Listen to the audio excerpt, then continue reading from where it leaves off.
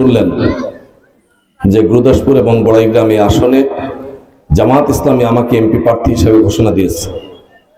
মৌলিকভাবে যে দলেরই প্রার্থী হোক না কেন, একক দলীয় ভোটে কখনো কেউ নির্বাচিত হতে পারে না।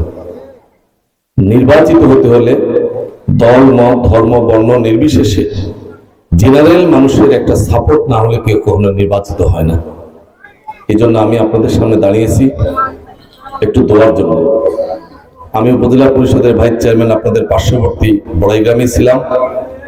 আমি যতটুকু চেষ্টা করেছি, অধ্যক্ষ ইকরামুল আলম স্যার আমাদের চেয়ারম্যান ছিলেন আর আমি ভাইস চেয়ারম্যান, দুজনের উন্নয়নমূলক কাজে খুব ইনসাফের সাথে বৈষম্য বিরোধী ভাবে আমরা যথেষ্ট চেষ্টা করেছি বড়াইগ্রাম উন্নয়ন করার জন্য।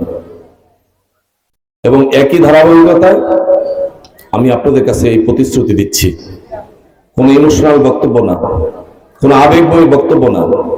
স্বাধীনতার পরে অনেক নেতার নেতৃত্বে আপনারা এই উন্নয়ন বড়াইগ্রাম গুরুদাসপুরে করেছেন। এখনো রাস্তাঘাটে ভাঙা আছে, এলাকার কাঁচা রাস্তা আছে, শিক্ষা প্রতিষ্ঠানে বিল্ডিংহীন আছে। উন্নয়নের দিক থেকে আমার যেটা মনে হয় যে আমরা কতটুকু আগায় আছি এটা আপনাদের বিবেকের কাছে প্রশ্ন। আমরা বলতে চাই, ইমোশনাল কোনো বক্তব্য আমরা দিব না, আবেগময় কোনো বক্তব্য না। আমরা আলেমরা কথায় বিশ্বাসী, শুধু এইটাতেই নয়, কাজে বিশ্বাসী হয়ে আপনাদের সামনে উপস্থাপিত হলাম। একটিবারের জন্য পরীক্ষামূলক ভাবে আমরা আলেমরা নির্বাচিত হয়ে, আল্লামা সাইদ সাহেবের উত্তরসূরি হয়ে, মাওলানা মতিউর রহমান নিজামীর উত্তরসূরি হয়ে টিকসই, মানসম্মত, বৈষম্য বিরোধী এবং অত্যন্ত দরদি মন নিয়ে মানুষের সেবা করতে পারি কিনা একটা বারের জন্য পরীক্ষা করে দেখেন। আমরা নির্বাচিত হলে রাস্তার পার্সেন্ট খেয়ে রাস্তার উন্নয়ন করার কোনো প্রয়োজন আমাদের হবে না। রাস্তার পার্সেন্ট খাওয়ার কারণে রাস্তার উন্নয়নে বিঘ্ন ঘটে। শিক্ষা প্রতিষ্ঠানগুলো দলীয়করণের কারণে মেধাবী ছাত্ররা সেখানে বৈষম্যের শিকার হয়। আর আমি প্রতিশ্রুতি দিচ্ছি, কোন প্রতিষ্ঠান থেকে পার্সেন্ট খেয়ে মেধাবী ছাত্রদেরকে নিয়োগ দেওয়ার প্রশ্নই আসে না।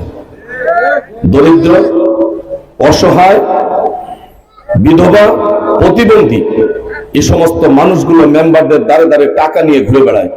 আর আমি প্রতিশ্রুতি দিচ্ছি, ইনসাফের ভিত্তিতে প্রতিটি এলাকার বয়োজ্যেষ্ঠের ভিত্তিতে অর্থনৈতিক অবস্থা বিবেচনা করে আমরা যদি নিয়মতান্ত্রিক ভাবে বয়স্ক, বিধবা, প্রতিবন্ধী ভাতা দেই, আমার বিশ্বাস 5 বছর পরে ভাতা নেওয়ার মতো লোক আর খুঁজে পাওয়া যাবে না।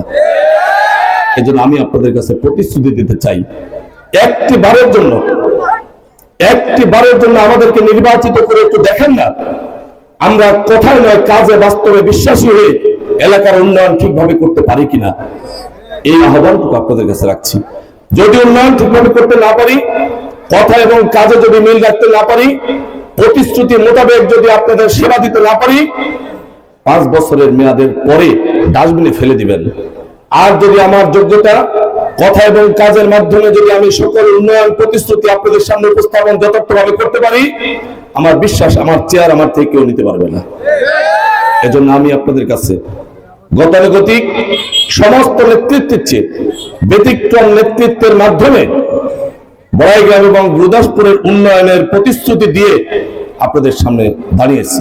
আপনাদের কাছে দোয়া চাই, আপনারা দোয়া করবেন। সম্মানিত শ্রদ্ধেয় মুরব্বীগণ, আমার অভিভাবক তুল্য, পিতৃ সমতুল্য মুরব্বীদের কাছে আবেদন, যুবক ভাইদের কাছে আবেদন, মা এবং বোনদের কাছে আবেদন, আমরা আপনাদের কাছে বলতে চাই, উন্নয়ন কতটুকু পারবো কি পারবো না ইনসাফের ভিত্তিতে সেটা করার চেষ্টা অবশ্যই করবে। এর পাশাপাশি কিছু না পারি জানাজাতে আসতে পারবো, কিছু না পারি শোনার পরে তো অন্তর খুলে দোয়াটা করতে পারবো। এতটুকু এলেন তো আল্লাহ আমাদেরকে অর্জন করার তৌফিক দিয়েছেন।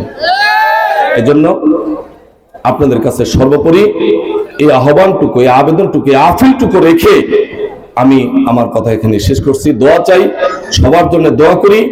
সবাইকে আল্লাহ রাব্বুল আলামিন দ্বীনের জন্য কবুল করুক, সবাইকে আল্লাহ রাব্বুল আলামিন ইসলামের জন্য কবুল করুক, এবং সর্বোপরি আমাদের যারা বাবা মা জীবিত আছে সবাইকে যথার্থভাবে সেবা করে আমার জান্নাতটাকে নিশ্চিত করার আল্লাহ তৌফিক দান করে আশাবাদ ব্যক্ত করে সবার সুস্বাস্থ্য এবং দীর্ঘায়ু কামনা করে পারিবারিক কল্যাণ কামনা করে সন্তান সন্ততিকে ইসলামের জন্য উৎসর্গ করা সন্তান সন্ততিকে আলেম তৈরি করার প্রতিশ্রুতি সবার কাছে চেয়ে আমি আমার কথা এখানে শেষ করলাম। ওয়া আখিরু দাওয়ানা আলহামদুলিল্লাহি রাব্বিল আলামিন। আসসালামু আলাইকুম ওয়া রাহমাতুল্লাহি ওয়া বারাকাতুহু।